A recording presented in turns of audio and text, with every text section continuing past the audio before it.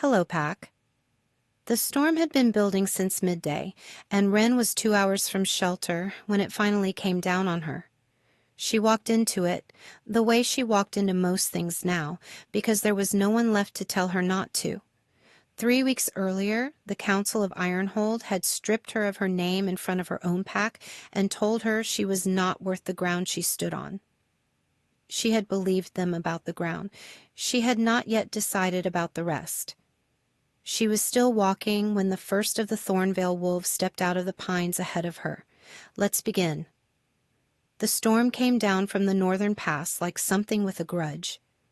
Wren had been following the old trade road through the high pine country for 2 days, making for the neutral town of Caldervane, where she had a contact who owed her a favor and a room above a tannery that would ask no questions. She had done the math. She had enough food. She knew the road. What she had not accounted for was the way the sky turned the particular greenish-gray of serious weather at midday, or the speed with which the temperature dropped from cold to dangerous, or the moment she rounded a bend in the road and found 4 wolf pups huddled against a fallen tree, already half buried in the first wave of snow. She stopped walking.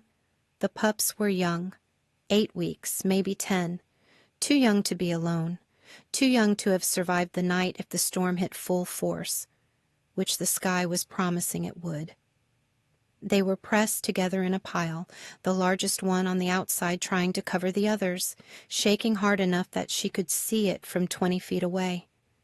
She looked at the road ahead. She looked at the sky. She looked at the pups. She set down her pack.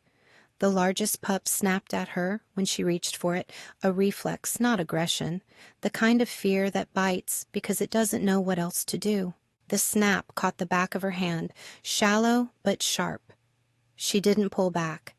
She held still and let it smell her, kept her breathing even and her eyes down, waited until the shaking slowed from terror to something closer to exhaustion. "I know," she said quietly. "I know. It's all right." It wasn't all right. The snow was coming harder now, and the temperature was still dropping, and she was standing in the middle of a road that belonged to no one she knew, with 4 pups and a cut hand in a storm that did not care about any of it. She worked methodically. She unpacked the oilcloth from her medical kit and spread it against the fallen tree, creating a windbreak. She unpacked her second layer, the wool one she'd been saving, and lined the hollow with it. She moved each pup carefully, one at a time, speaking in the same low, even tone the whole time, not because she thought they understood the words, but because the sound seemed to help. The largest one stopped snapping after the second pup was settled. By the time she had all 4 tucked into the hollow, it had pressed its nose against her wrist and was allowing her presence with the exhausted resignation of something that had run out of other options. She understood that feeling. She pulled her pack over and wedged herself against the tree beside them, blocking the worst of the wind with her body. She had 1 fire kit. The wood was wet. It took her 11 attempts to get a flame that held, shielding it with her cupped hands against the gusts, feeding it the driest shreds of bark she could find in the hollow of the fallen tree. When it finally caught and steadied, she held her hands over it for a long moment and felt the shaking in her fingers begin to ease. The pups pressed in around her without being invited. The largest one put its head on her knee. She did not let herself think about what she'd lost. She had made that rule 3 weeks ago and she was keeping it. She thought about the fire instead, whether it would hold, whether the wood would last, whether she had enough body heat to matter against a storm this size. The storm answered by doubling. She pulled the pups closer and held the fire and did not move. She did not hear the horses. The first thing she knew of anyone else was the large wolf that appeared at the edge of the firelight, a full-grown male, silver-gray and enormous, standing absolutely still in the snow and looking at her with amber eyes that caught the flame. She went very still herself. She had no weapon worth mentioning against a wolf that size. She had a skinning knife and the iron poker from her fire kit, and the knowledge that neither would be enough if this animal decided she was a threat. She did not reach for either. She held the pups closer and met the wolf's eyes and waited. The wolf lowered its head, not in attack posture, something else, something she had no category for. Then the horses came through the trees and the men on them, and the wolf stepped aside to let them pass as if it had been holding the space for them. There were 6 riders. The one at the front pulled up short when he saw her, a controlled stop, no wasted motion, and looked at the scene in front of him with the kind of expression that had been trained out of all obvious reaction. He was wearing a dark riding coat with no insignia she recognized, but the way the other 5 riders positioned themselves around him told her everything she needed to know about which one was in charge. He was not what she expected a king to look like. She had met the king of Ironhold. He had been loud and broad, and had filled every room he entered with the specific gravity of someone who needed you to know he was important. This man was none of those things.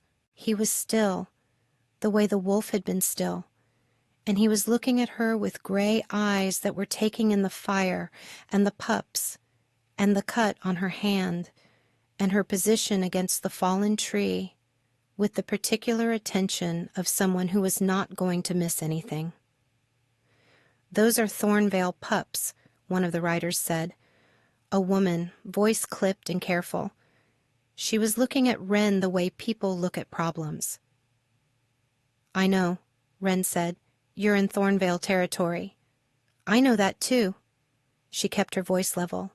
"The road goes through it. I was making for Caldervane." "In this storm?" The storm was not part of the plan. The gray-eyed man had not spoken. He was still looking at her with that same careful attention, and she noticed that his horse had not shifted once since he stopped it, an animal as controlled as its rider. "The pups were alone when I found them," she said, directing this at the woman since she seemed to be the one asking questions. "I don't know how long. Long enough that the largest one was already hypothermic." She paused. "I wasn't going to leave them." A silence that had weight to it. The gray-eyed man dismounted.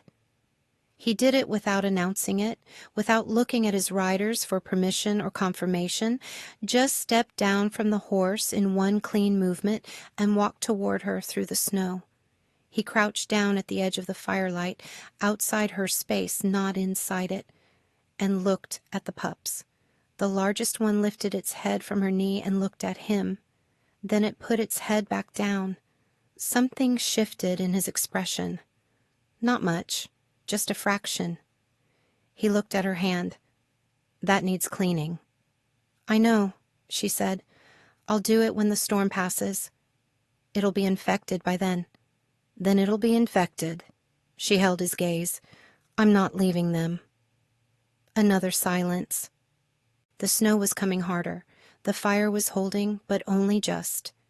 He looked at the fire, then at the pups, then at her, and she had the uncomfortable feeling of being read very carefully by someone who was very good at it. "Kaylin," the woman rider said from behind him, a warning in it. He didn't look back. "We're not leaving them either," he said. Flat and final. No explanation offered. None needed. They made camp 30 yards back in the trees where the canopy broke the worst of the wind. Kaylin's riders were efficient and silent. They had a shelter up in 20 minutes, a proper fire going in 5, and a pot of something hot producing steam before she had finished moving the pups into the new space. She did it carefully, one at a time, the largest one last, and it followed her on unsteady legs rather than being carried, which she took as a good sign. She cleaned her hand herself in the light of the larger fire with the kit from her pack. She was aware of Kaylin watching from across the camp. She was aware of it the way you're aware of a sound you can't quite place. Present, unignorable, not yet identified. "You're not from Thornvale," the woman rider said. She had introduced herself as Dara, and she had the manner of someone whose job was to assess risk and report back. No. Where from? Wren considered the question. Ironhold, she said, because lying about it would be discovered in approximately 3 minutes by anyone who paid attention to accents, and she had decided when she left that she was done lying about things. A pause. Dara looked at Kaylin. Kaylin was looking at the fire. Ironhold cast someone out 3 weeks ago, he said, a healer. The council announced it publicly. He paused. They said she'd been stealing. The fire popped. Wren did not look up from wrapping her hand. She hadn't been, he said. It was not a question. No, she said. I hadn't been. What had you been doing?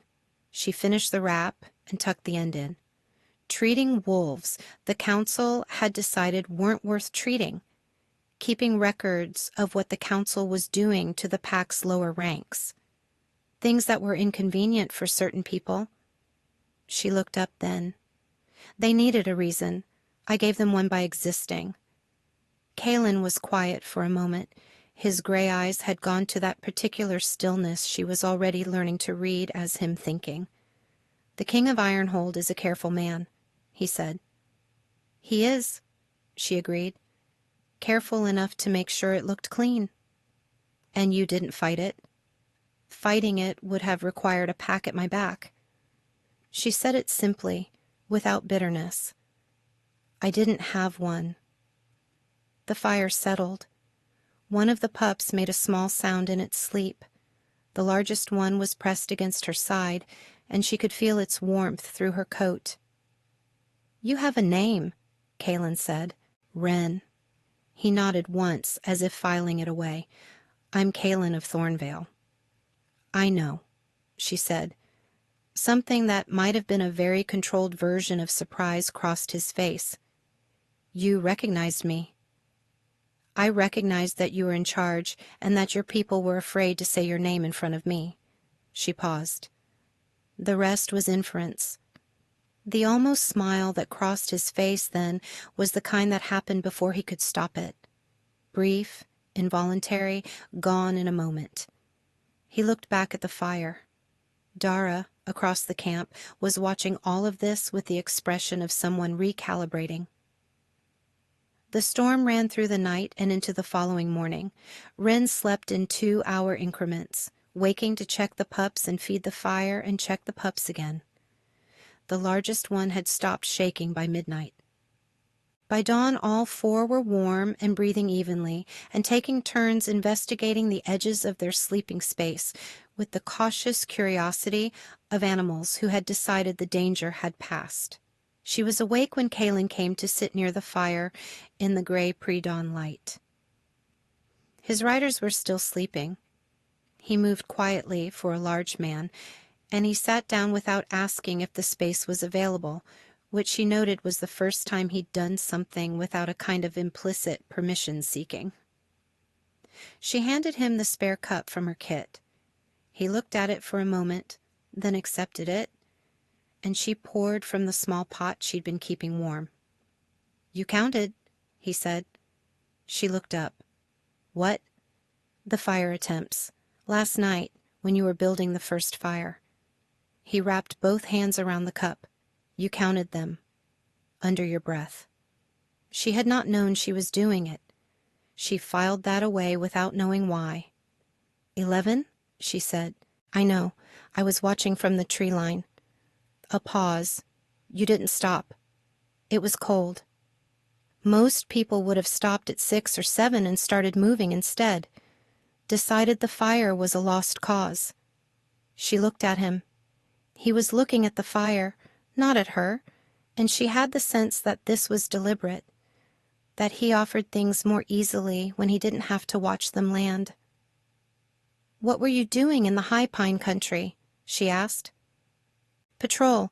We've had rogue activity on the northern border for 2 months. He paused. We weren't expecting to find anyone on the road in that weather. I wasn't expecting to be on the road in that weather. No. He turned the cup in his hands. The pups were from the Aldenmere den. It's 3 miles northeast.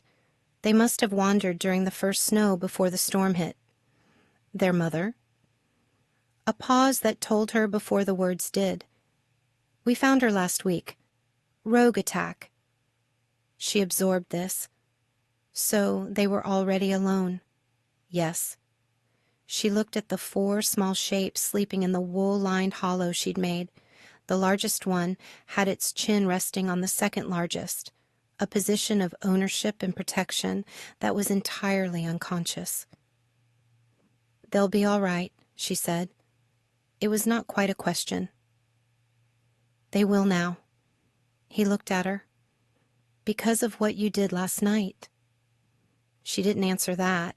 She poured herself a cup and drank it and watched the fire, and the silence between them was the kind that didn't need filling. By mid-morning the storm had broken, and the road to Caldervane was theoretically passable. Wren packed her kit with the efficiency of someone who had been packing and unpacking it for 3 weeks. She was aware that Kaylin's riders were watching her. She was aware that Kaylin was watching her. She was also aware that the largest pup had followed her to the edge of the camp and was sitting on her boot with the calm certainty of something that had made a decision. She looked down at it. No, she said. The pup did not move. I'm not staying, she told it. I don't have anywhere to stay. Dara appeared at her elbow. The king would like to speak with you before you go. Wren looked at Dara. Dara had the expression of someone delivering a message she had not been asked to editorialize on. All right, Wren said. Kaylin was standing at the edge of the trees, looking out at the road.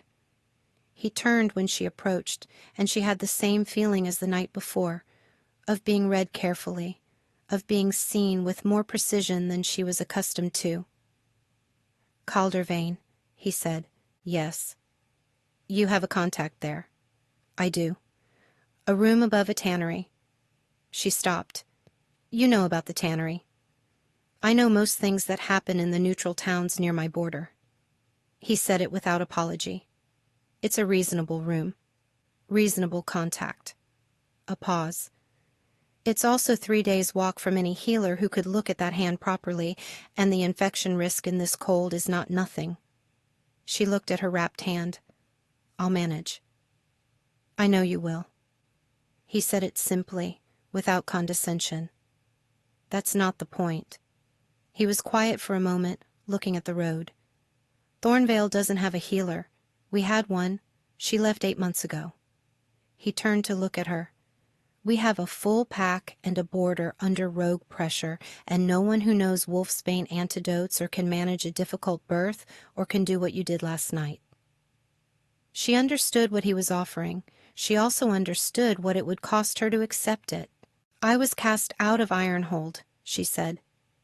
Publicly, with the council's announcement, anyone who takes me in takes on that political weight. I know. The King of Ironhold and the King of Thornvale are not allies. We are not. The ghost of something crossed his face. We are also not enemies. We are neighbors who have a careful understanding. A pause. He would object to me offering you shelter. He would not be able to do much about it. He would make it difficult for you. He already makes things difficult for me. That's the nature of having him as a neighbor. He looked at her steadily. I'm not asking you to stay forever. I'm asking you to come to Thornvale Hold, let someone look at your hand, rest for a few days, and decide from there. She was quiet for a long moment. The largest pup had followed her from the camp and was now sitting against her leg with the same settled certainty as before. The pups, she said, will come with us. They'll go to the pack nursery. He paused. The largest one appears to have made a separate decision about that. She looked down. The pup looked up. Its amber eyes were steady and warm and entirely certain. She looked back at Kaylin. He was watching her with those gray eyes that gave very little away and somehow gave everything, and she had the particular sensation of standing at a threshold without quite knowing which side she was already on. "A few days," she said. "A few days," he agreed, flat and final. Thornvale Hold sat at the end of a long approach through pine forest, stone walls rising above the tree line with the solidity of something that had been there for centuries, and intended to be there for centuries more. The gate was iron and old and very large. The courtyard inside it was swept clean of snow, except for the edges, where it had drifted against the walls in the particular way of places that got real weather. The pack was waiting. Not formally. They hadn't had time for formal, but the people in the courtyard, the wolves in the shadows of the stables, the children near the great hall doors, all of them had gone still in the way that packs go still when something happens that they don't have words for yet. Wren came through the gate on foot. Kaylin had offered her a horse, and she'd declined. She preferred to arrive on her own feet, which was a preference she'd had since childhood and had never been able to fully explain. She was carrying her pack and the bone-handled kit and the largest pup, who had refused to be put down for the last mile and had communicated this preference with the quiet immovability of an animal who had decided. The first wolf to bow was an old gray female near the stable wall. She lowered her great head slowly, deliberately, in a movement that had nothing of submission in it and everything of recognition. Then the one beside her, then the 3 wolves near the gate. It moved through the courtyard like something passing through water. Not a wave exactly, more like a pressure change, a shift in the air that each animal responded to in sequence. The children near the great hall doors went quiet and still. A man carrying firewood set it down and stood up straight. Wren stopped walking. She had heard of this. She had treated wolves in 3 different packs, and she had read the old law manuscripts, and she knew, academically, what a pack recognition looked like. She had never been at the center of one. She had not known it would feel like this, like being seen by something much older and much larger than any individual animal. Like the territory itself was taking a breath and deciding. She stood very still and let it happen. Kaylin had stopped his horse 3 paces behind her. She could not see his face. She could feel the particular quality of his stillness, the kind that was not absence but attention. Dara beside him said nothing. The largest pup in her arms put its nose against her jaw and exhaled. They gave her a room in the east wing, which Dara told her was the guest quarters, and which Wren suspected was more than that, based on the quality of the fireplace and the view of the inner courtyard. The room was stone and iron and firelight, and it smelled like pine resin and old wood, and it was the first enclosed space she had been in for 3 weeks that did not belong to someone who wanted something from her. She sat on the edge of the bed for a moment and did not let herself feel it. A woman named Petra came to look at her hand. Petra was the pack's closest thing to a healer. She knew basic wound care and had a good eye for infection, and she cleaned and rewrapped Wren's hand with the efficient care of someone who had been doing this work for a long time without quite the right tools. "You should have cleaned it sooner," Petra said. "I know. It's not infected yet. Might be by morning if you're unlucky. I've been unlucky before." Petra looked at her with the kind of directness that older women in packs sometimes had, the kind that had stopped caring about social niceties somewhere around the 3rd decade. "The pups are in the nursery," she said. "The big one cried until they put your coat in with it." Wren looked at her. "I gave them an old coat," Petra said. "Not yours. Similar smell." She paused. "You're good with animals." "I'm a healer." "Healers aren't always good with animals. Some of them are good with bodies. It's different." She tied off the bandage. "The king watched you come through the gate." "I know." "He didn't watch the courtyard bow. He watched you." Wren said nothing. Petra collected her things with the unhurried efficiency of someone who had delivered her message and was satisfied. Dinner is in the great hall at sundown. You don't have to come. Someone will bring you a tray if you'd rather." She paused at the door. "But the king eats in the hall." She left without waiting for a response. Wren went to dinner. The great hall was long and stone-walled and lit with iron chandeliers that held enough candles to make the whole space amber and warm. The tables were full. This was a real pack, 300 people at least, and they ate together in the way that packs do when the habit has been maintained for generations, with the comfortable noise of people who are used to each other. She was seated at the end of the high table, which she suspected was Dara's doing, because it was close enough to be included and far enough from Kaylin to be deniable. She ate and kept her head down and watched the hall the way she watched every new space, cataloging exits, identifying the people with authority, noting the small dynamics that told you what was actually true about a place beneath what it presented. What was true about Thornvale was that it was a pack under strain. The border trouble was visible in the faces of the patrol riders who came in halfway through dinner, still in their riding coats, eating fast and talking in low voices. The pack was loyal and functional, but there was a particular kind of tiredness in it, the kind that comes from sustained pressure without resolution. What was also true was that Kaylin ran it with a quietness that was not passivity. She watched him move through the hall before he sat, stopping at 2 tables, crouching to speak to a child, exchanging 3 words with a man who had the look of a senior patrol leader, and all of it done without ceremony, without the performance of authority. He simply was in charge, and the hall knew it, and he did not need to remind anyone. He sat at the center of the high table and ate his dinner, and did not look at her. She noticed that he didn't look at her the way you notice a sound that stops. After the meal, when the hall was clearing, he came to the end of the table and stood there for a moment without speaking. "How's the hand?" he said. "Petra thinks it'll be fine." Petra is usually right. He pulled out the chair across from her and sat down, unhurried, as if they had all the time in the world. "You watch the whole hall during dinner." "I always watch new spaces." "What did you see?" She considered him. He was asking genuinely, not testing her, not performing interest. He wanted to know.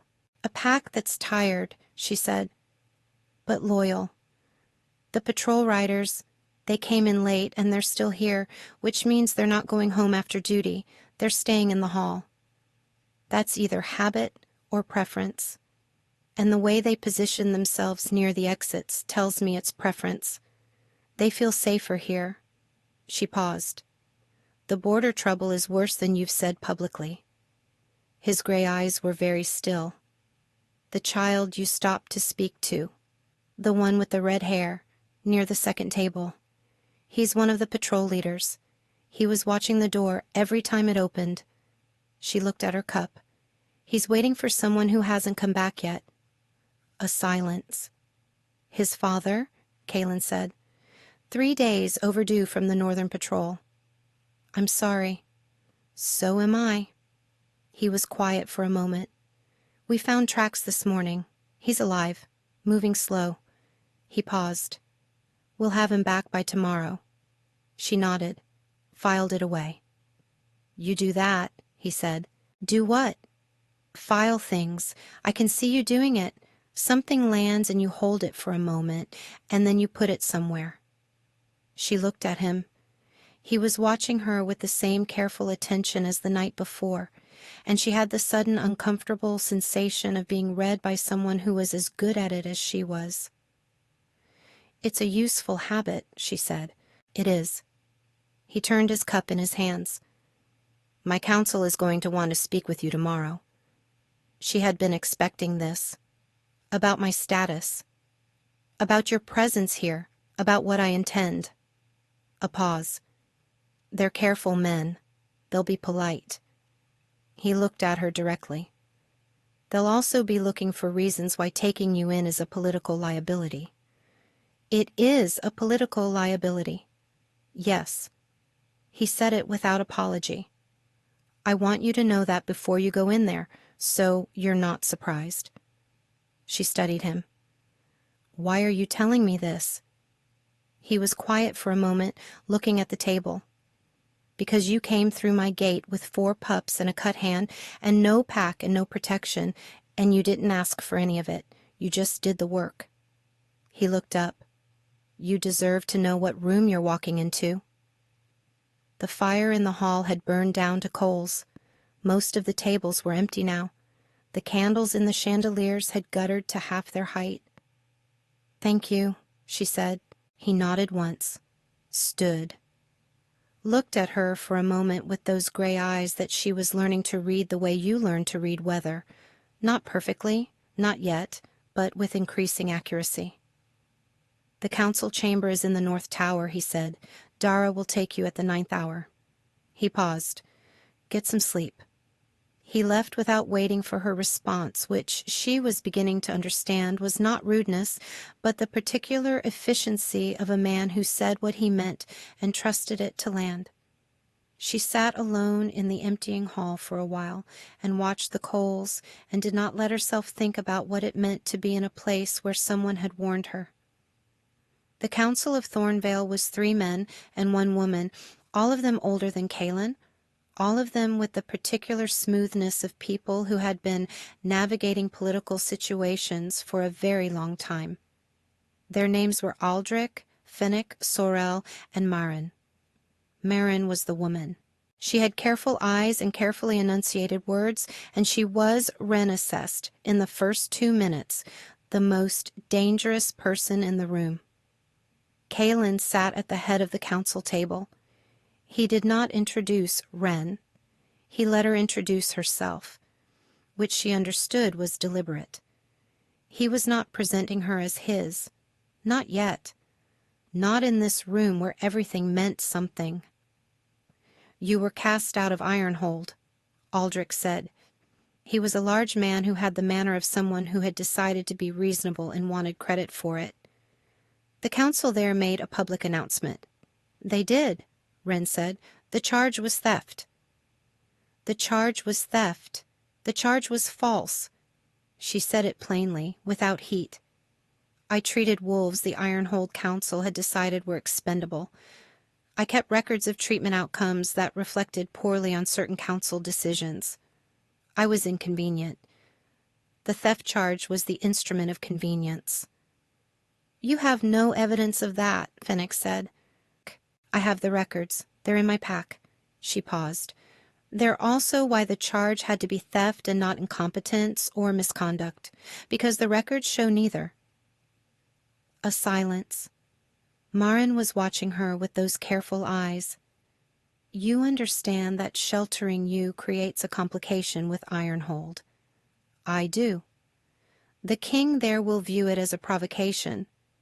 "He will view it as a minor one," Wren said. "He doesn't want the records to surface. Publicly sheltering me would draw attention to them. Quietly making my life difficult is more his style." She paused. "He'll send someone to ask for my return. He won't push harder than that unless pushed." Maren's eyes sharpened slightly. "You know him well." "I treated his pack for 6 years. I know how he thinks." She held Maren's gaze. "I'm not an asset he particularly wants back. I'm a loose end he'd prefer tied off quietly." Aldrich leaned forward. "Then perhaps the simplest solution—" "No," Kaelin said. One word, flat and final. The council table went quiet. Aldrich looked at him. "Kaelin, she saved 4 Thornvale pups in a storm with a cut hand and no shelter and no obligation to do so." His voice was even, unhurried. "She did it alone, in the dark." He paused. "The simplest solution is not on the table. The political cost. I know the political cost." He looked at Aldrich with the particular stillness that she was learning meant he had already decided and was waiting for the room to catch up. "I'm asking the council to formally note the circumstances of her arrival and the service she rendered. I'm asking for a temporary residency status while we assess the situation with Ironhold." He paused. I'm not asking for permission. Another silence. Marin was looking at Kaylin with an expression that Wren could not quite read. Not opposition exactly, something more like assessment. Temporary residency, Marin said slowly, while we assess. Yes. And if Ironhold sends a formal request for her return, then we'll have a council meeting. He looked at Marin, and I'll tell them no. Marin was quiet for a moment. Then she looked at Wren. You have the records with you. Yes. I'd like to see them. Wren looked at Kaylin. He gave the smallest nod. Not permission, she understood, but confirmation that she could trust the offer. All right, she said. The days after the council meeting had a particular quality to them.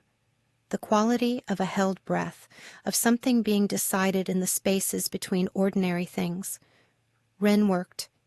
It was what she knew how to do, and Thornvale needed it badly. She spent the first day in the pack nursery with the pups, assessing them properly now that she had light and warmth and her full kit.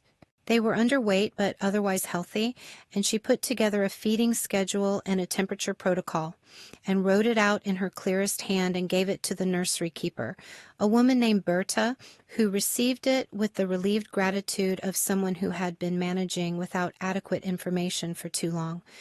The largest pup watched her from its sleeping space with amber eyes that followed her every movement. You can't come with me everywhere, she told it. The pup's tail moved once, slowly, certain.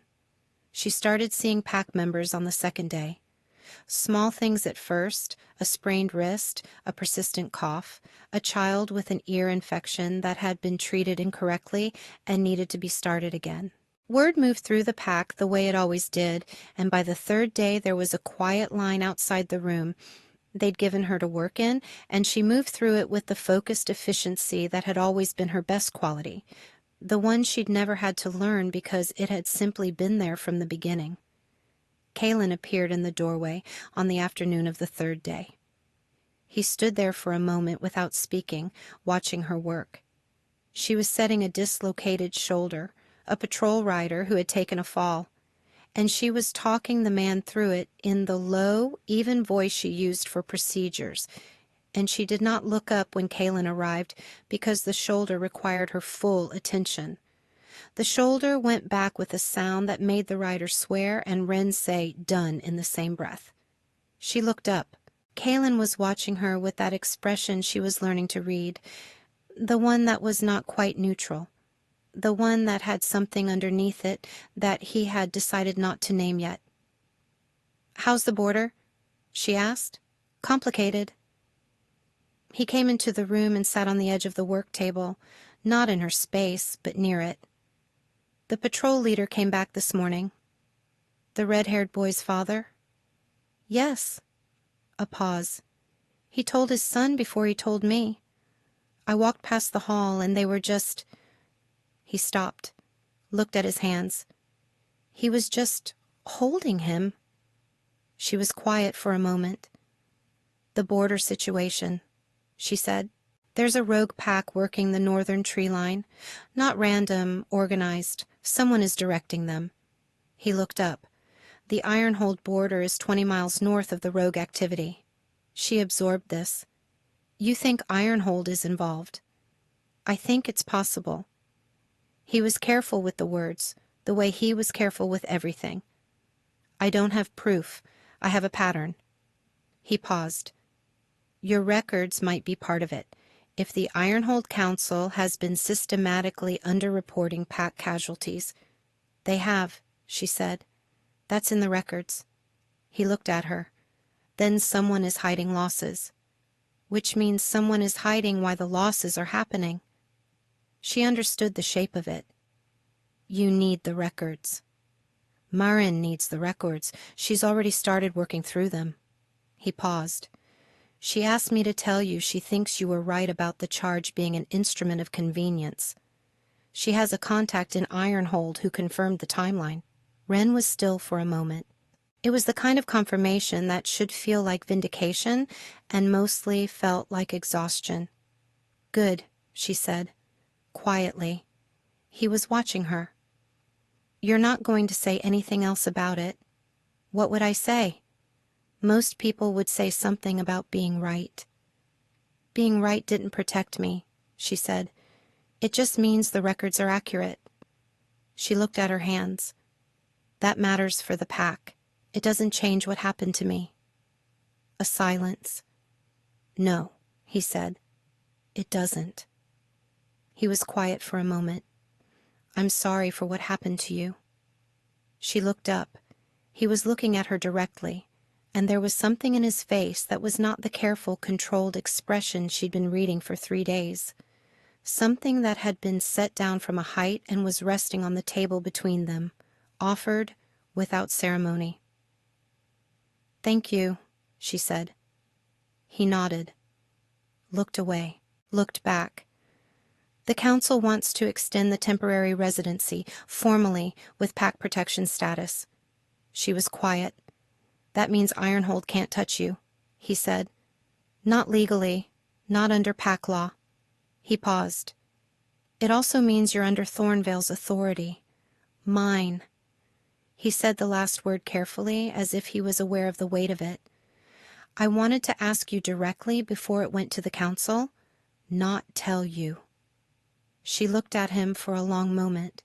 He held the look steadily, and she had the sense that he was doing the same thing she was, reading the room, reading the person, filing things away, and waiting to be sure. "Ask me then," she said. "Will you stay?" She was quiet for long enough that the fire shifted and the candle on the work table guttered. "As the pack's healer," she said. "As the pack's healer," he agreed. "To start." The last 2 words landed carefully. She noted them, filed them away. "Yes," she said. The Ironhold messenger arrived on the 7th day. He was young and nervous and very well dressed, and he carried a sealed letter with the Ironhold Council's mark on it, and he delivered it to Kaelin in the great hall with the careful formality of someone who had been told exactly what to say and was saying it exactly. Wren was not in the hall when it arrived. She heard about it from Petra, who had heard about it from the stable hand who had taken the messenger's horse. And she went still in the middle of rewrapping a sprained ankle and finished the wrap and thanked the woman and went to find Dara. Dara was in the corridor outside the council chamber. She looked at Wren with the expression she'd had since the morning after the storm, the one that was still recalibrating but had largely finished. "He's asking for a meeting," Dara said. "Kaelin, he wants you there." "What does the letter say?" "It says Ironhold requests the return of a former pack member for further questioning in an ongoing matter." Dara paused. "It's polite, very polite." "It would be." "Kaelin's response is going to be polite, too." Dara looked at her. "He's going to say no." "I know." "The council is behind him. Marin made sure of that this morning." Dara paused. "She went through your records last night. All of them." She paused again. She was very quiet at breakfast. Wren looked at the council chamber door. "He wants you there," Dara said again. "Not to speak. Just to be in the room." She understood. A presence was a statement. She would be standing in the room as the thing Kaelin had decided to protect, and the messenger would see it, and the message would go back to Ironhold clearly. "All right," she said. The meeting was brief. Kaelin sat at the head of the council table and read the letter and set it down and looked at the messenger with the particular stillness that meant he had already decided. "Thornvale thanks Ironhold for its communication," he said. "The individual in question arrived in Thornvale territory under circumstances of some service to this pack. She is currently under formal pack protection status." He paused. "She will not be returning to Ironhold for further questioning or any other purpose. If Ironhold has specific legal questions regarding the original matter, they may submit them in writing to the Thornvale Council for review." He paused again. "That will be all." The messenger looked at Wren. She met his eyes without expression. He looked back at Kaylin. "The Council of Ironhold will submit their concerns in writing," Kaylin said. "Yes. Flat and final. No explanation offered. None needed." The messenger left. The council chamber was quiet for a moment. Marin looked at Kaylin. "That will provoke a response." "It will," he agreed. "You're prepared for that." "I am." He looked at Wren. Something in his face was very still and very certain at the same time. "We are." That evening she found him in the courtyard after the hall had emptied, standing near the gate with his back to the keep, looking at the tree line. The night was clear and very cold, and the snow in the courtyard was blue-white in the moonlight. She came to stand beside him. Not close, just near. "The records Marin reviewed," she said. "What does she think?" "She thinks there's enough for a formal complaint to the Interpack Council." He paused. "She thinks it'll take time. Ironhold will fight it." "They will." "But the pattern is there." He turned to look at her. "You documented it for 6 years. That's not nothing." "I didn't know what I was documenting at the time," she said. "I was just keeping accurate records. It seemed important." "It was important." He was quiet for a moment. "It is important." She looked at the tree line. The pines were silver and still in the cold. "Why did you really bring me in?" she said. He was quiet long enough that she turned to look at him. He was looking at the gate, and his jaw was set in the particular way she'd learned meant he was deciding how much to say. "The pups," he said. "That was real. We needed a healer. That was real, too." A pause. "And I watched you sit in a storm for 8 hours with a cut hand and 4 pups that weren't yours, and a fire you had to light 11 times, and you didn't stop, and you didn't ask for anything, and you didn't—" He stopped. Started again. "You didn't perform it. You just did it." She was quiet. "I've been running this pack for 9 years," he said. "I know what it looks like when someone does something because they need to be seen doing it. And I know what it looks like when someone just does the thing because the thing needs doing." He paused. "You just did the thing." "It was cold," she said. That almost smile again, brief, involuntary, gone. "Yes," he said. "It was." She looked at him. He was looking at the tree line again, and she had the sense that he was standing at the same threshold she'd been standing at since she came through the gate. Close to something, not quite naming it. "You had a mate," she said. Not a question. His jaw tightened. "Not much. Just a fraction." 3 years ago," he said. "She left, went north." A pause. "I don't know if it was me or the pack or the border trouble or all 3. She didn't say." He was quiet for a moment. "I didn't ask. That's probably the truest thing I can tell you about it." "You didn't ask," she said. "I thought if I asked, she'd have to answer, and if she answered, I'd have to hear it, and I—" He stopped. The silence stretched. "I let her go without asking, and then she was gone, and I had asked nothing, and I've been—" He paused. "Careful, since then." She understood careful. She had been practicing it herself for 3 weeks. "She left because she wanted to," Wren said. "Not because you didn't ask." He looked at her. "You can carry the not asking as a wound if you want to," she said.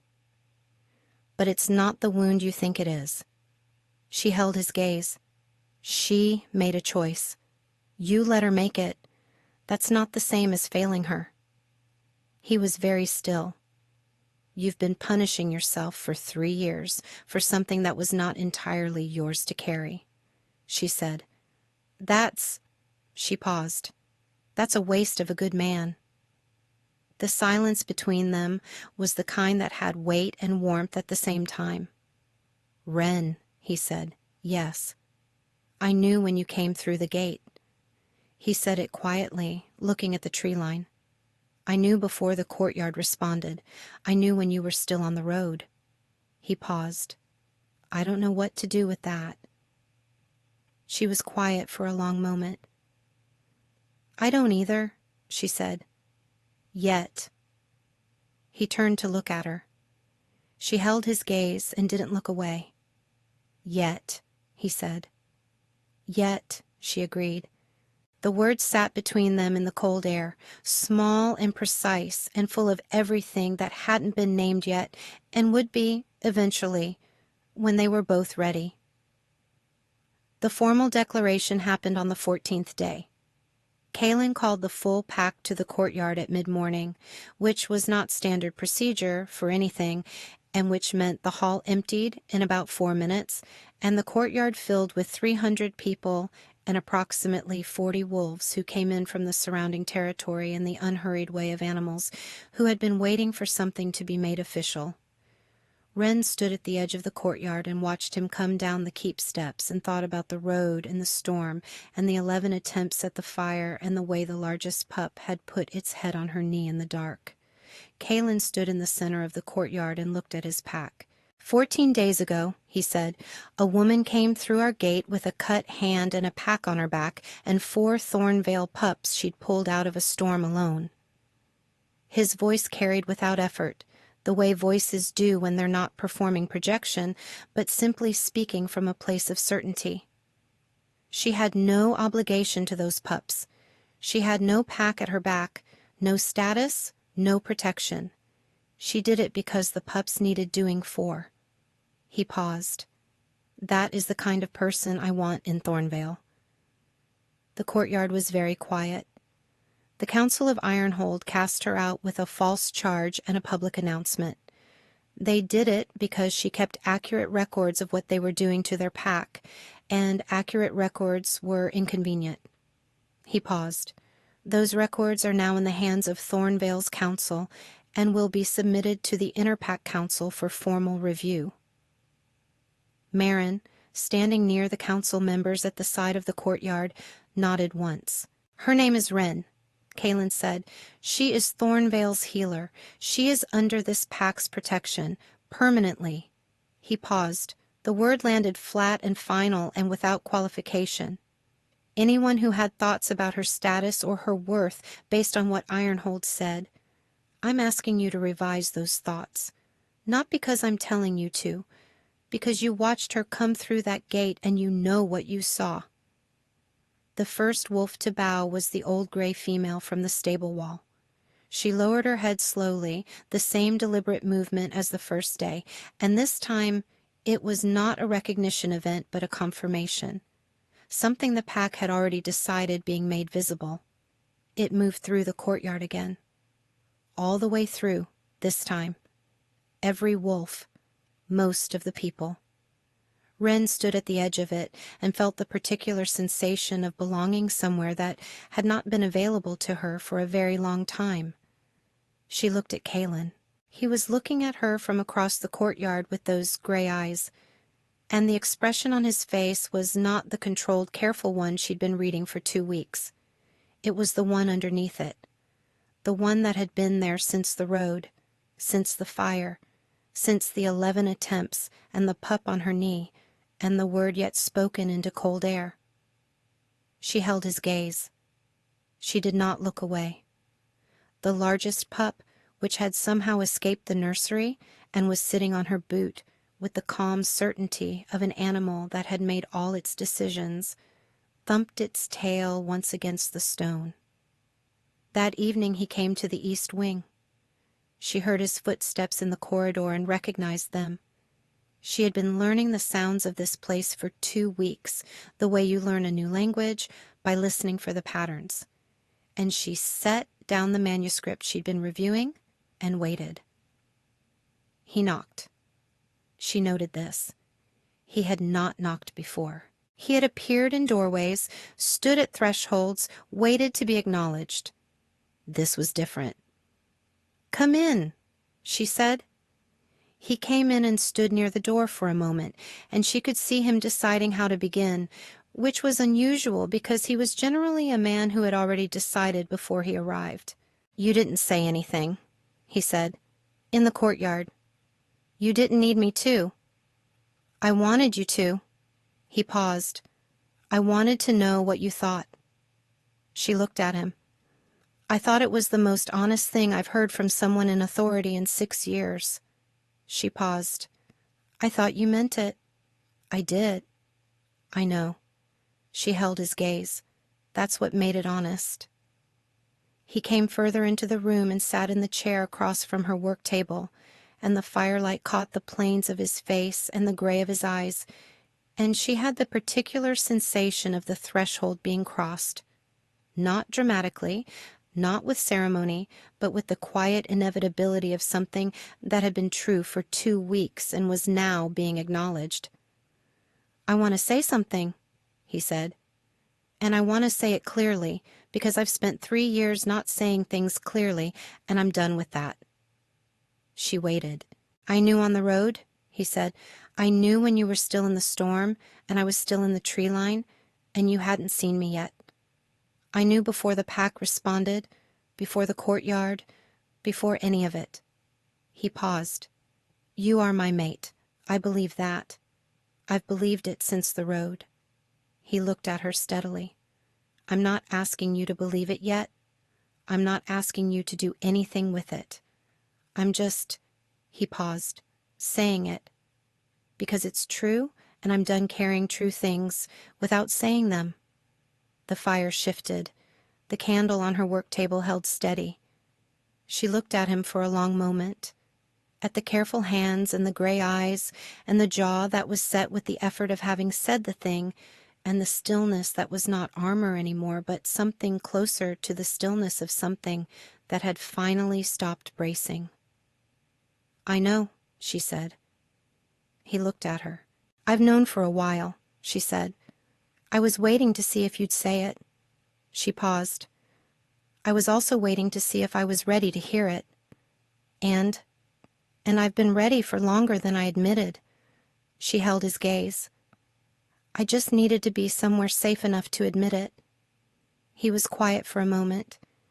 Then he reached across the table, slowly, without drama, and set his hand flat on the work table between them, open, palm up.